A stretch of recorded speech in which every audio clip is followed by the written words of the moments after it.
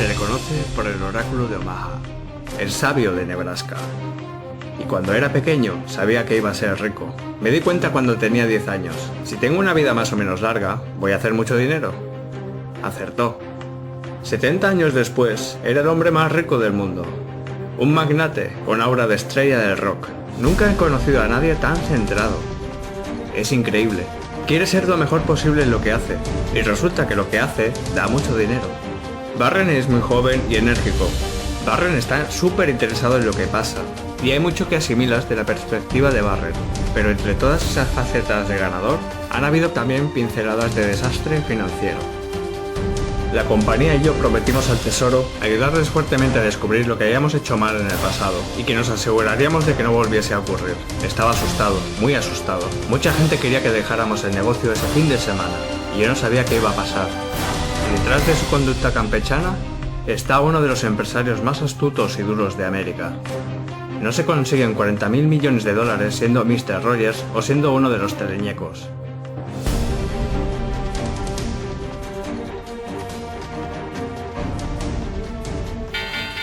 Este va a ser uno de esos días que persisten. Fue un momento aterrador en la historia financiera de Estados Unidos. En 2008, algunos de los mayores bancos y fondos de inversión estaban a punto de caer, amenazando con llevarse con ellos la economía mundial. Dentro de las ciudadelas del dinero y el poder, se enviaron peticiones de auxilio a una persona, como se escenifica en esta película de la HBO. Estamos pensando en acudir a Warren Buffett. ¡Estupendo! Tú y Buffett sois amigos, ¿no? Hazme un favor y llámale. Dile que Lehman es sólido. En los días que se desarrollaba la crisis financiera, él era el hombre al que llamar. Si estás en problemas, Warren Buffett puede salvarte. Casi toda su vida, Buffett evitó los arriesgados métodos especulativos de Wall Street. De hecho, se mantuvo alejado de Wall Street. Warren es verdaderamente producto de Omaha, sobre todo al haber crecido allí. Las virtudes de la modestia, el ahorro, la franqueza, y Warren de verdad es un ejemplo de ellas. Warren Buffett aún vive y trabaja cerca de donde nació en 1930, y fue aquí en Omaha, donde comenzó su obsesión con el mundo financiero. Me dio inmediatamente, los niños suelen aprender a tocar el piano o algo así.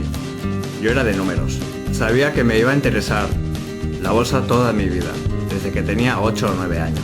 Solía guardar las gráficas de todo tipo de acciones a esa edad. Mi tía me dio un almanaque del mundo, así que memoricé la población de ciudades de todos los tamaños. Simplemente me gustan los números, no se limita a números sobre negocios. Buffett también tenía la habilidad de recordar esos números y ver cómo encajaban en conjunto, una habilidad que sería la base de su éxito posterior. La anteriormente analista de Wall Street, Alice Ruder, es la autora de Snowball, la biografía autorizada de Buffett. Warren creció en la Gran Depresión. La familia no tenía dinero porque su padre había perdido su trabajo como broker, y hablaban de dinero en la mesa. Pero Buffett quería hacer algo más que hablar. Mi abuelo llevaba una tienda de ultramarinos, y yo solía comprar Coca-Cola en packs de 6 por 25 centavos y los revendía. Vendía el Saturday Evening Post de puerta en puerta, el Ladies Home Journal, tenía todo tipo de productos, normalmente no muy exitosos. Hago negocios desde pequeños. El periodista Robert Lowenstein escribió una antigua biografía de Warren Buffett. Entonces empieza con cosas más exóticas. Recoge pelotas de golf con otros niños y las revende. Recogía tickets de apuestas de caballos cuando tenía 10, 11 o 12 años, porque algunos no estaban usados. Crece sabiendo que quiere hacer dinero. Invertir en negocios viene después, pero está en ello. Buffett tuvo suficiente e hizo lo que hasta entonces solo había soñado: invertir en la bolsa. Compré City Service Preferred. Era una empresa que había repartido dividendos durante 20 años, así que tenía un buen historial de dividendos. Estaba vendiéndose a $38.25 y compré 3 acciones. Ese era todo mi patrimonio. Al mismo tiempo, su padre Howard Buffett obtuvo un escaño en el Congreso como republicano conservador. En 1943 se mudó con su familia a Washington. Era la oportunidad de Warren para empezar un nuevo negocio: repartir el Washington Post. Empecé por unas cuantas rutas, y como era puntual en el reparto, me concedieron las mejores rutas. Conseguía $150 al mes, lo que era un montón de dinero en ese momento. Y lo hacía todo antes de ir al colegio por la mañana, así que estaba bien. Esos ahorros fueron la semilla de su posterior imperio. Ahorré $9.800, casi todo repartiendo periódicos. Repartí como 500.000 periódicos a un centavo cada uno, así que conseguí $5.000. Después del instituto, estaba preparado para trabajar como inversor, pero a los 16, su padre le convenció para ir a la universidad primero. En la Wharton School de la Universidad de Pensilvania, compartió habitación con un nebrasqueño, Charles Peterson. Era muy inmaduro. Llevaba zapatillas deportivas, aunque también de otro tipo. Le era difícil tenerlas del mismo color. Podría haber llevado unas Nike LeBron y no haber notado la diferencia. Llevaba el pelo alborotado. Pero Buffett estaba muy por delante en lo académico. Todos los días después de clase yo estudiaba durante horas. Barren, en cambio, cogía los libros, los leía página por página y posiblemente estudiase 2 o 3 cursos en un par de semanas. Él tenía una mente fotográfica. Yo no. Y Buffett tenía un modo único en el que emplear todo ese tiempo libre. En esa época estaba loco por Al Johnson. Y ponía esos discos, Mami, Mami, How I Love You, Mami. Hora tras hora. Cualquier canción. Era una locura. Y cuando no estaba cantando, Buffett probaba el activismo político. Estaba en el Club Republicano de Heroes of Pennsylvania y fui una vez a la Convención Nacional como delegado republicano. Tras su paso por la escuela, Buffett fue entrevistado para acceder a la Harvard Business School. Yo tenía 19 años. Y el tipo me dedicó solo 10 minutos y dijo: mejor vuelve cuando seas mayor. Claramente, había pasado la entrevista. Después de ser rechazado en Harvard, Buffett se fijó en la Columbia Business School, donde un disidente de Wall Street, Benjamin Graham, era el profesor. La filosofía de Graham era simple, pero desafiaba los principios de Wall Street. Mucha gente sigue el ejemplo de lo que el mercado está haciendo. Pero Graham te diría que el mercado está para servirte, no para informarte. Y básicamente estaba diciendo que el mercado se equivocaría. Contradice lo que muchos dicen, pero Graham diría que a veces el mercado está muy equivocado. Y si miras las acciones como trozos de negocios, podrás reconocer cuando el mercado está muy equivocado. El método de Graham era encontrar acciones infravaloradas, poco populares. Y Buffett se convirtió en su más devoto discípulo. Nos dijo que comprásemos billetes de $1 por 50 centavos, pero que el dólar no iba a subir de valor muy rápido. Y eso era como ir por la calle recogiendo colillas a las que les quedaba una calada. No eran muy atractivas y solo tenían una calada, pero no costaban nada. Con la filosofía de Graham, Buffett volvió a Omaha para iniciar su propio negocio. Dijo: voy a formar una compañía. Y me preguntó si quería apuntarme. Había solo 7 u 8 personas en la compañía. Yo le dije: claro que sí. Convencer a más gente que esos 7 inversores se puso complicado. Yo tenía 20 años, aparentaba más o menos 16, y probablemente me comportaba como si tuviera 12. Así que me daría la vuelta y llamaría a los que eran buenos amigos conmigo. Pero entonces venía el señor Smith y le explicaría todas las razones y las cifras para comprar unas acciones. Y en mi cabeza estaría contando hasta 3. 1, 2, 3. Y entonces el señor Smith diría: ¿qué opina tu padre? Quería pegarle. Era frustrante. Buffett sabía que debía ser un mejor vendedor. Así que se fijó en el gurú de la autoayuda, Dale Carnegie. Tenía que ser mejor comunicándome con la gente, y especialmente en grupo. Sabía que no podía aterrarme a hablar en público y supe del seminario de Dale Carnegie, y aplicó esas técnicas con su vecina Susan Thompson. Me declaré a mi esposa durante el curso de Carnegie, así que saqué partido a mi dinero precisamente durante el curso. Tenía la inteligencia para tener éxito, pero no tenía la personalidad. No era persona hasta que la conocí. Buffett estaba preparado para poner su carrera en marcha. Estaba comprando acciones que los demás ignoraban y su cartera seguía su curso. Poco a poco se fue extendiendo por Omaha que el niño sabía lo que hacía. Está devorando todos los informes anuales y los recuerda. Tiene los balances en la mente. Y si una acción se pone barata 3 años después, se acuerda de los fundamentales de la empresa. En los primeros 5 años del negocio, el Dow subió un 74%, mientras que los negocios de Buffett subieron un 250%. En 1971, a los 30, llegó a ser millonario. Amigos como Stan Lipsey vieron que aún actuaba en solitario. Su estudio aún estaba en su habitación, en casa, no en una oficina. Y tenían 3 hijos. Y la gente bromeaba diciendo que Warren no conocía a sus hijos, que es una exageración. Pero el hecho es que Susie estabilizó la familia para que Warren pudiera hacer sus estudios. Su riqueza crecía rápido, pero no lo sabrías por el modo en que vivían. Su casa, en la que Buffett aún vive, fue comprada hace 50 años por $32.000. Sus hijos fueron a colegios públicos. Susie Buffett es la mayor de sus 3 hijos. Crecimos de un modo probablemente distinto al de la mayoría de los niños con un padre como el mío. ¿Es que no vamos a tener ni coche a los 16? No vivimos de forma distinta al resto de niños que conocíamos. El mayor cambio en la familia de Buffett fue que Warren se alejaba del republicanismo incondicional de su padre. Los derechos civiles fueron lo más importante en cambiar mi perspectiva política. Ninguno de los partidos se estaba cubriendo de gloria, pero se demandaban cambios básicos en derechos civiles, y los demócratas conectaban mejor con todo eso que los republicanos. Y Buffett estaba a punto de hacer un cambio aún mayor en su vida profesional. A los 30, Buffett quería ser algo más que un comprador de acciones. Quería encontrar empresas que pudiera controlar, y encontró una a 100 millas, en Beatrice, Nebraska.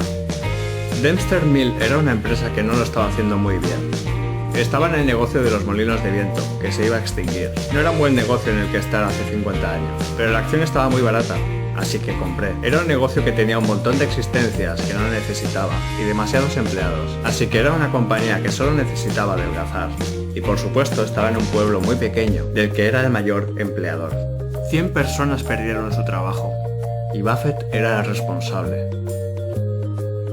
Decidió que no volvería a implicarse en empresas que tuvieran problemas laborales, donde tuviese que despedir a gente, donde tuviese que implicarse personalmente en el negocio. Quería que otro se encargase de eso. Se convirtió en otro principio de su plan maestro. Compra negocios en cuya directiva puedas confiar lo suficiente como para no cambiarla. La siguiente gran inversión de Buffett también parecía un potencial fracaso. Era una empresa textil llamada Berkshire Hathaway, que se vendía a $7.50 la acción. Compramos una empresa textil, destinada a desaparecer, como cualquier otra textil. ¿Fue un error? Glenn Tong es socio gerente de T2 Partners. Berkshire Hathaway no era un buen negocio. No tenía ninguna ventaja competitiva que generase ganancias suficientes, así que aunque daba beneficios hasta cierto punto, esa rentabilidad iba a recortarse inexorablemente. Cuando se extrajo dinero de Berkshire Hathaway y fue reinvertido, la mayor reinversión que fue enormemente rentable fue el negocio de los seguros, y eso guió todo lo que Berkshire Hathaway hizo desde entonces. Andrew Fry es reportero de Bloomberg News, así que básicamente movieron la compañía del sector textil al asegurador, y en parte fue porque la propia industria generaba beneficios, pero también porque las primas que recolectaban de sus aseguradores, Buffett podía invertirlas en acciones. Se llama The Float. El efectivo entra sin intereses por las primas de seguro, que luego se invierte en otros negocios. Y aunque la empresa textil moriría finalmente, mantuvo el nombre de Berkshire Hathaway, lo que seguiría como nombre de su multimillonaria compañía. En lugar de renombrarla cada pocos años por cualquier razón, simplemente compramos, dejando el nombre original. La gente sabe en qué consiste Berkshire Hathaway. Dice mucho de él que dejase el nombre. Todos los demás habrían puesto nombre como Via Diversified Resource. Le gusta la historia de la compañía, no la cambia. Buffett estaba en racha, comprando gangas como See's Candies y Blue Chip Stamps, un popular programa de fidelización en la época. Igual que el negocio de los seguros, repartía efectivo libre de interés, que podía utilizarse para inversiones futuras. Creo que tengo suficientes libros, esto es todo el negocio. Y encontró un socio de profesión que era tan conocedor del mercado como él, Charlie Munger, quien trabajaba como abogado cuando se conocieron. Bueno, en realidad Charlie Munger creció a media manzana de donde vivía yo. Trabajó en la tienda de mi abuelo, igual que yo, pero él tenía 6 años más y nunca le conocía de nómada. Un amigo común nos presentó. En 10 minutos supe que íbamos a hacer un montón de cosas los próximos años. Cuando conocí a Warren, me estuvo contando lo mucho mejor que era su manera de hacer y vivir, y que yo era demasiado inteligente para quedarme en la abogacía, cuando podía meterme en su negocio y formar una sociedad de inversión. Me llevó 2 o 3 años darme cuenta de que él tenía razón. A finales de los 60, Wall Street estaba en mitad de un boom sin precedentes. Los precios de las acciones estaban al alza y todos se abalanzaban sobre la bolsa. Pero para Buffett era hora de salir. Estaba manejando algo más de $1 millón y tenía un montón de socios contentos, y les escribí una carta diciéndoles: sabéis, ya no tengo un plan para este juego, los precios están tan altos que no puedo encontrar nada. Cerré mi sociedad en 1969. Parece contraintuitivo, pero Buffett siempre ha citado a Gus Levy, quien dijo: sé codicioso cuando los demás son miedosos, sé miedoso cuando los demás son codiciosos. Y Warren sabía que la fiesta iba a terminar y que en algún momento la burbuja iba a estallar. Buffett tenía 40 años y valía más de $25 millones. Pero sin una sociedad que supervisar, se empezó a sentir intranquilo. Y en 1973 tomó la fatídica decisión de comprar un banco californiano llamado Wesco. El problema era que Wesco estaba en proceso de fusión con otra compañía. Y lo siguiente que sabes es que la compañía que estaba comprando, Wesco, se quejó a la Security and Exchange Commission de que Buffett estaba intentando romper su fusión, lo que hubiera sido ilegal. Así que se inició una investigación. La SEC miró en todos los rincones de los negocios de Buffett, y lo que vieron les alarmó. Las inversiones de Buffett y Munger eran una complicada telaraña de propiedades y de propiedades cruzadas. Nos habíamos dejado llevar por nuestro instinto con varias empresas, de modo que el conjunto parecía un espagueti. Había sido creado con un propósito maligno. Nosotros no creíamos haber hecho nada inapropiado, pero había muchas reglas, y la pregunta era si habíamos violado alguna. Stanley Sporkin era el director de ejecución en la SEC. Siempre que ves que las cosas están tan conectadas que te lleva mucho tiempo para conseguir entenderlas, actividades de ese tipo levantan la sospecha de que a lo mejor alguien está haciéndolo para llevarse algo.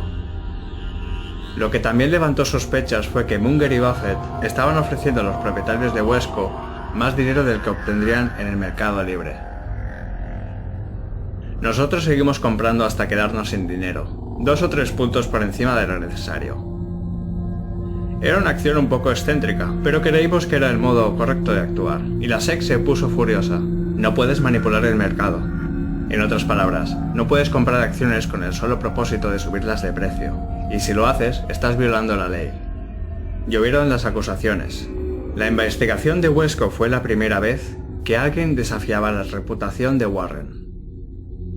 Y él respondió como si una serpiente de cascabel le fuera a morder, porque realmente amenazaba su carrera.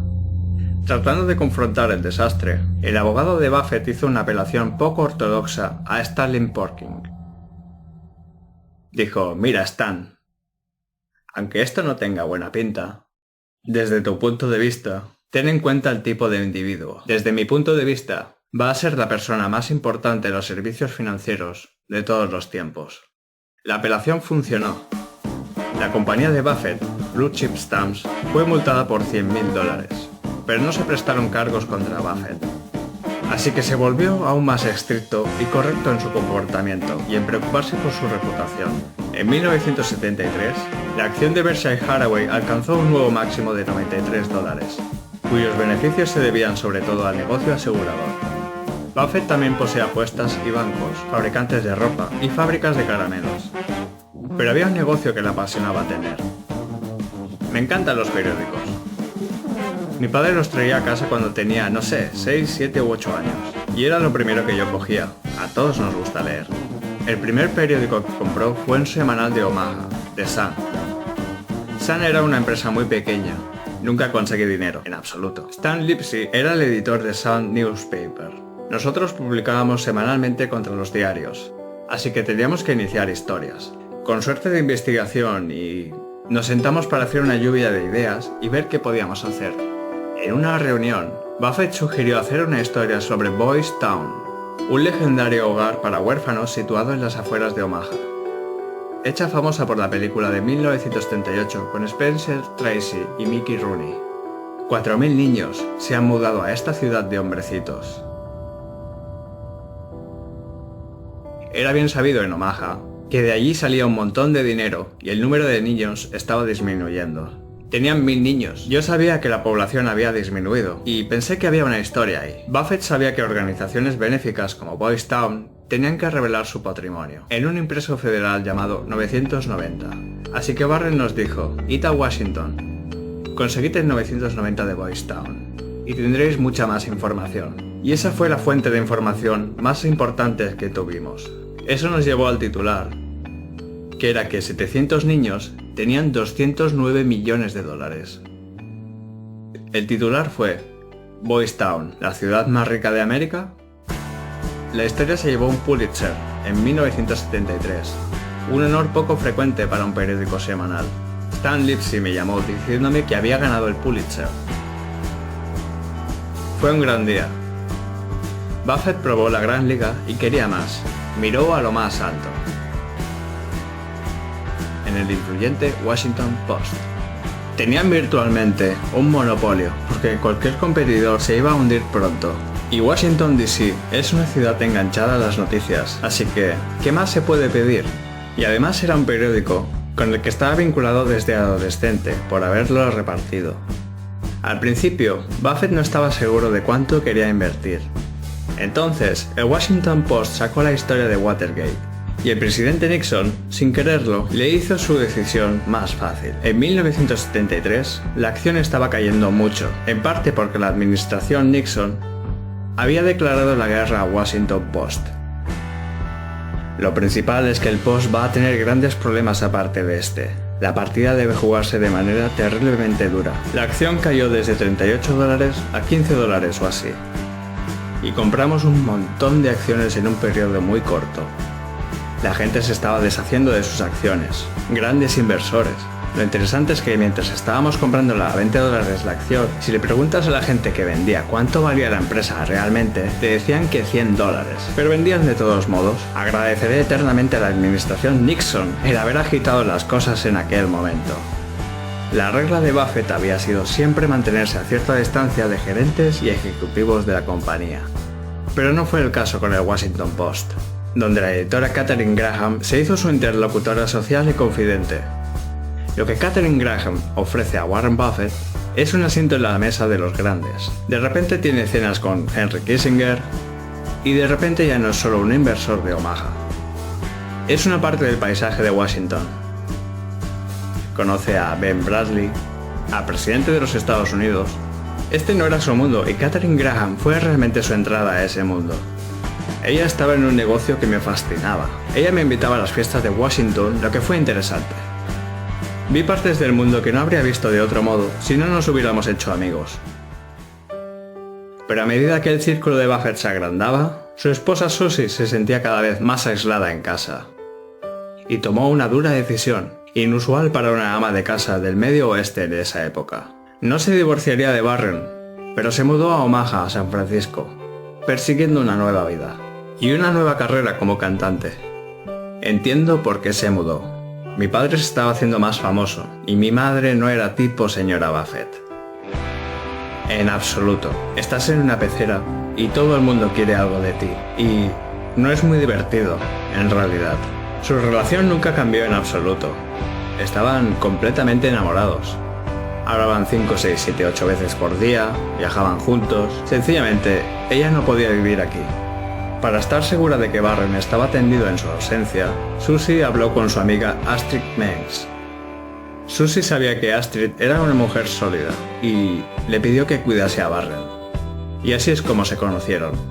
En pocos meses, Astrid se mudó. Es muy poco ortodoxo. Mucha gente, estoy segura, habló del tema y tenía muchas cosas que decir sobre lo raro que era. Pero sabes, no es asunto de nadie lo que ocurre en la relación de los demás. Funcionaba para ellos tres. Funcionaba. Buffett se estaba adaptando a los nuevos arreglos domésticos, y su éxito como inversor en el Washington Post desató su deseo de ser propietario único de un periódico. Miró varios periódicos, El Buffalo Evening News, como se llamaba entonces, se puso disponible. Por 33 millones de dólares, era la mayor inversión de Buffett hasta entonces. El Evening News era uno de los diarios de Buffalo. Al contrario que la competencia, no tenía edición de domingos. La competencia tenía un diario matutino delgado, pero tenían el domingo, que era un infierno de periódico. Y Warren y yo sabíamos que el domingo se iba a hacer más y más fuerte. Y tenías que tener un periódico el domingo. Yo sabía que nos enfrentábamos a la extinción, a menos que entrásemos en el negocio del periódico del domingo. Así que eso hice, en no sé, 6 u 8 meses después de comprar el periódico. Y en ese momento se desató la tormenta. Se desató la tormenta cuando la competencia de Buffett, el Courier Express, acudió a los tribunales denunciando monopolio. Daniel Mason era el abogado representante de ese periódico. Era muy difícil, dijimos, justificar un precio de compra de 33 millones. Basándose en los ingresos que el periódico tenía. Y al final, el periódico sería un monopolio. Un juez federal frenó la estrategia del domingo de Buffett, y los anunciantes empezaron a abandonar el periódico. Está perdiendo dinero a manos llenas y casi se convierte en un sumidero enorme. Pero Buffett no retrocedió.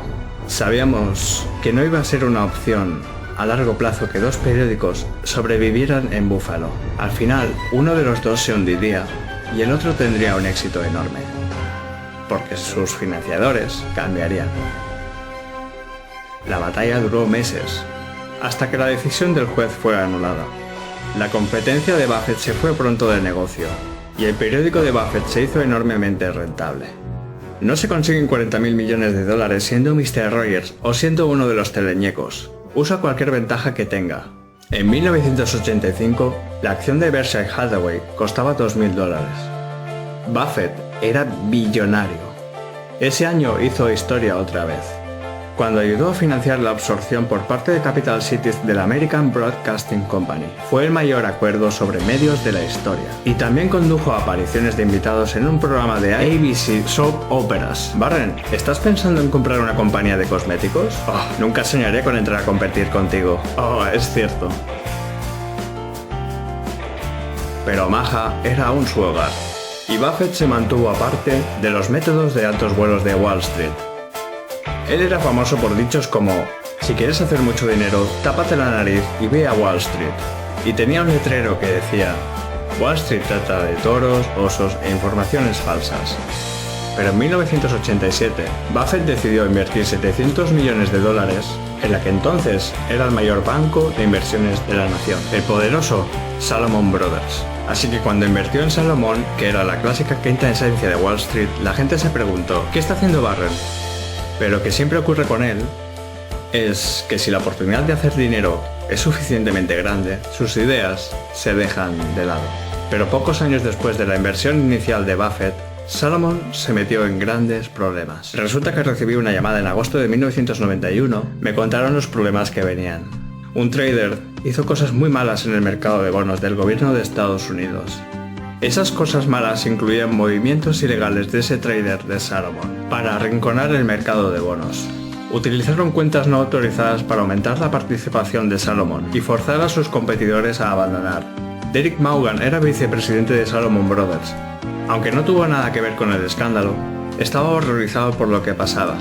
Estaba claro que rompimos la ley, interferimos en el funcionamiento de un mercado crucial, y que el Tesoro y la Fed no estarían contentos. Pero lo peor estaba por llegar. Los ejecutivos de Salomon supieron del engaño, pero tardaron en informar a las autoridades. Eso, como es normal, enfureció al gobierno de los Estados Unidos, a la Fed, al Tesoro de Estados Unidos, cuando se descubrió que no habían actuado bien. Como CEO de Salomon Brothers, a John Gutfreund se le culpó del desastre. Lo recuerdo vívidamente. Cuando sales en primera página en la columna de la derecha del New York Times en una foto, pero eres tonto, como probablemente yo era, mi desprestigio se hizo nacional. Debería haber sido el peor día de mi vida, y probablemente lo fue. Le dije a Tom Strauss y a John Meriwether que nos teníamos que ir. Se dice en Wall Street que los altos funcionarios de Salomon han ofrecido su dimisión, para evitar que la firma deje de ser el máximo comerciante de títulos del Tesoro. El CEO fue parte del pecado, en compañía de sus abogados. Fuimos realmente decapitados. Al mismo tiempo, esa institución de alto nivel estaba flotando en el espacio. Goodfriend hizo un último intento de salvar la compañía con la única solución que le quedaba. Una llamada a Omaha, Nebraska, y le dijo a Buffett: voy a tener que dimitir. Necesitamos que seas el nuevo CEO. Goodfriend necesitaba a alguien que tuviese la confianza del gobierno y en cierto modo la confianza de América, para decir: sí, este es el dios de Wall Street en el que confiamos. Y literalmente, solo había una persona en América que encajase con esa descripción, y era Warren Buffett. Y yo no estaba implicado en la cosa, así que no estaba contaminado. La esperanza era que yo fuera creíble con todos los que no. Que eran un montón. Cuando Buffett llegó a Nueva York, la compañía estaba en estado de pánico. No hay futuro ni presente para entidades financieras enteras. La empresa iba a quebrar. Fui muy claro y advertí a Warren: habría muchas consecuencias.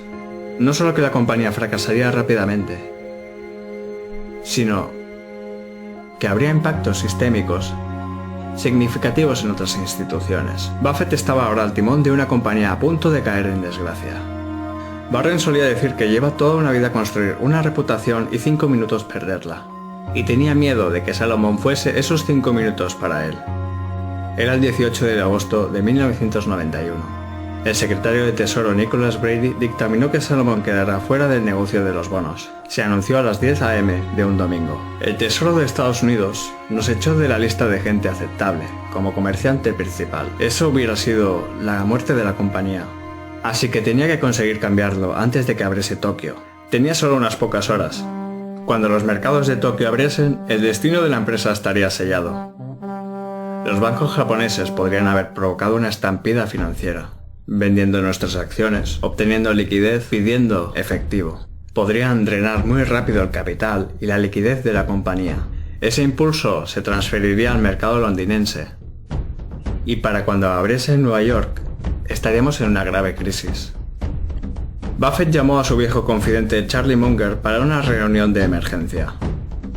No lo olvidaré mientras viva.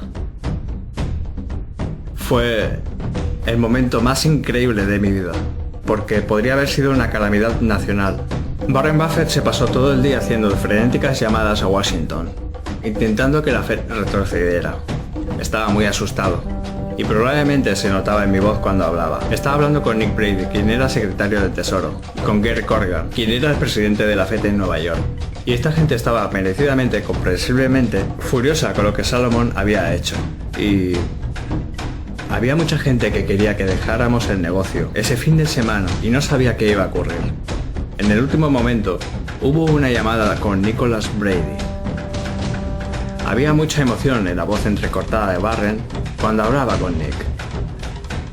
Y creo que Nick se dio cuenta de que él estaba alterado por esto. A lo mejor tiene razón en que deberíamos recular un poco. No retrocedieron mucho, solo un poco. Y evitó la desgracia. Un visiblemente alterado Buffett se enfrentó a docenas de periodistas en el auditorio de Salomon. El Tesoro ha visto a los consejeros de Salomon hoy, para tomar algunas grandes medidas para poner una nueva directiva. La compañía y yo personalmente prometimos al Tesoro hacer todo lo que pudiéramos para ayudarles agresivamente a descubrir cualquier cosa que hayamos hecho mal en el pasado y asegurarnos de que no vuelva a pasar en el futuro. Buffett surgió como un héroe. Con su reputación más exaltada que nunca, Warren Buffett, reunido con la comunidad financiera, firmando autógrafos, le adoran. El hombre con la limpísima reputación que arregló el desastre de Salomon Brothers. Voy a ser el hombre del año de la American Bar Association porque estamos gastando un montón de dinero en honorarios de juristas. John Goodfriend vio que le pintaban como el malo. Alguien dirigió a toda esa gente directamente a toda clase de cosas malas. Pero yo no sabía cómo podía luchar contra ello. Podría haber puesto a Salomon en riesgo. Warren realmente no era en esa situación. Ellos mantuvieron su pureza. Y nosotros acabamos en el basurero. La vida. Pero el trabajo de Warren no había terminado. Para sellar el trato debía ocuparse personalmente de la limpieza de Salomon Brothers. Era medible. Estuve allí 9 meses y 4 días y no es casualidad que te lo puedas decir 20 años después con exactitud. Pero es importante entender que no se lo desearía a nadie ni le desearía lo que le pasó a la firma a nadie. Pero en cierto modo aprendí mucho. En 1993, la acción de Berkshire Hathaway llegó a los $17.000 y Buffett era mundialmente famoso. Pero ninguna cantidad de viajes internacionales podrían cambiar los arraigados hábitos de Buffett. Hablemos de la dieta de Warren. Estas son las verduras que come: mazorcas de maíz, patatas fritas, hash browns, y la fruta sería pastel de plátano, pastel de fresas. Creo que esa es toda la fruta. También toma varias Coca-Colas Cherry. Nunca en mi vida, y no bromeo, he visto a ese hombre beber un solo sorbo de agua. Cuando fue a China, llevó consigo una pila de cupones de McDonald's. Y entonces estuvo en China, por la razón que fuera, comiendo hamburguesas del McDonald's. Los 90 y los 2000 serían la época de mayor expansión de Berkshire Hathaway.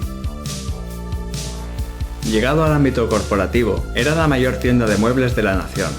Un destacado fabricante de casas móviles, ropa interior Fruit of the Loom, pinturas Benjamin Moore, Dairy Queen, la aseguradora Geico, más de 70 compañías con 250.000 empleados en total. Si miras la reunión de empresas que Berkshire representa, son negocios que Warren Buffett ha elegido personalmente para su holding, que están llegando a un nivel de reconocimiento que pocos consiguen en América. Le gusta decir que es su lienzo y como Picasso quiere continuar pintándola mientras pueda. De eso se trata para él. Dos de las nuevas inversiones de Buffett provocaron titulares al desafiar la sabiduría típica del mercado. Compró el periódico de su ciudad natal, el Omaha World Herald, y compró el Burlington Northern Railroad. De repente Warren Buffett invirtió en ello. Y bueno, los ferrocarriles se pusieron de moda, porque tenían todas esas virtudes que de algún modo nadie reconoce. Eso es lo que Warren Buffett ha hecho una y otra vez cuando ha invertido. Y con lo que todo el mundo mira y dice: ¿por qué no he reconocido esto hasta ahora? En Omaha, la reunión anual de Berkshire Hathaway se ha convertido en un lugar de peregrinaje para decenas de miles de accionistas. Es algo increíble. El estadio se llena y los focos se dirigen hacia una pequeña mesa plegable, con 2 ochentones en esa mesa, y esos 2 ochentones tienen más energía que cualquier otro en la sala. ¡Hola! Se mueren por ver a Warren Buffett y escuchar lo que tiene que decir.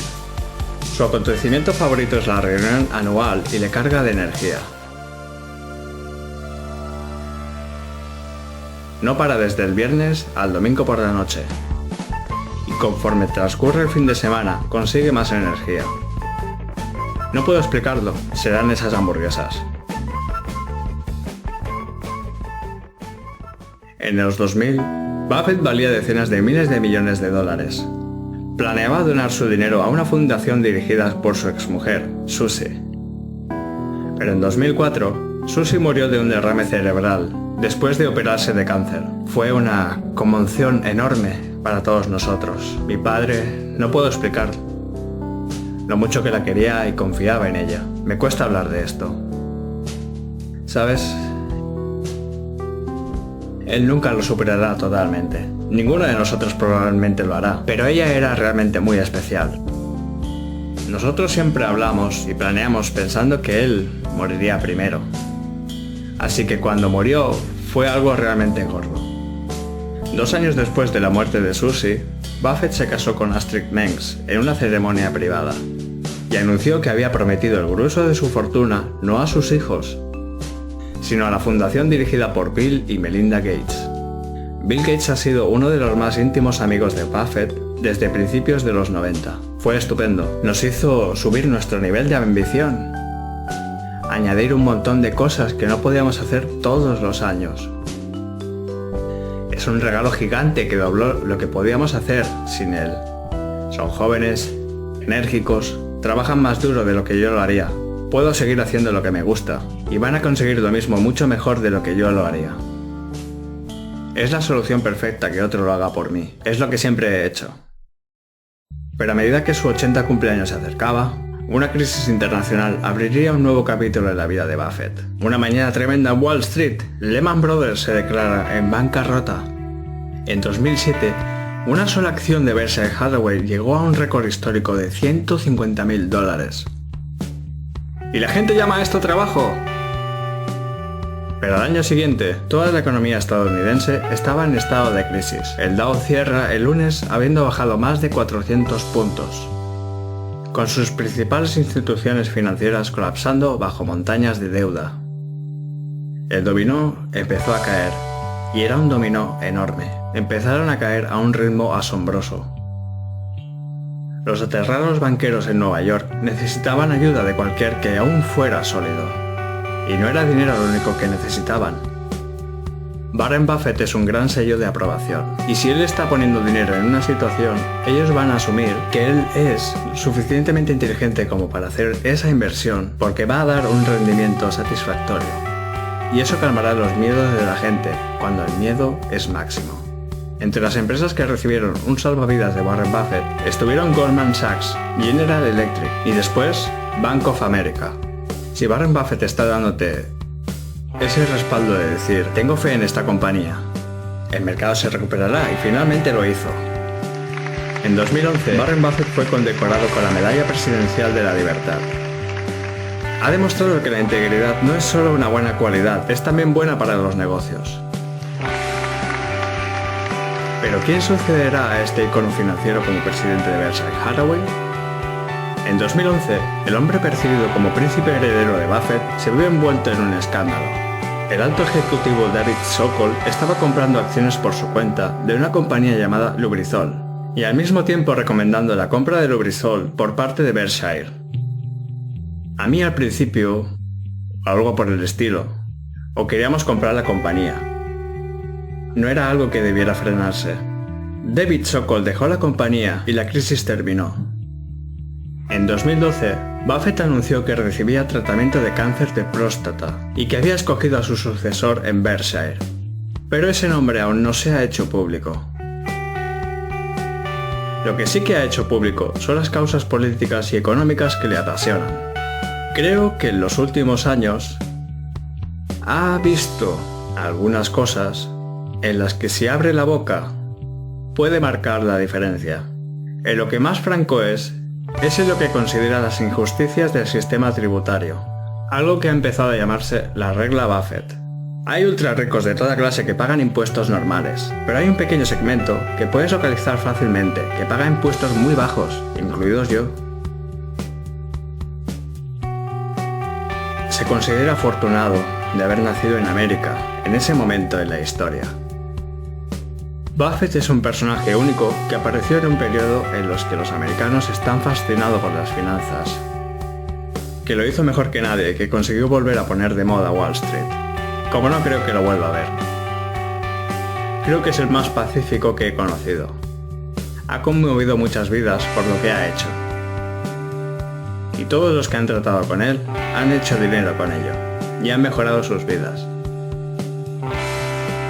No hay mucha gente como Warren, con la que deberíamos sentarnos y beneficiarnos con su profundo pensamiento sobre negocios que tiene desde joven. Creo que es el mejor inversor del mundo y la prueba son $40.000 millones. Me lo paso bien todos los días, hago exactamente lo que quiero en la vida. Y nada puede ser mejor que eso.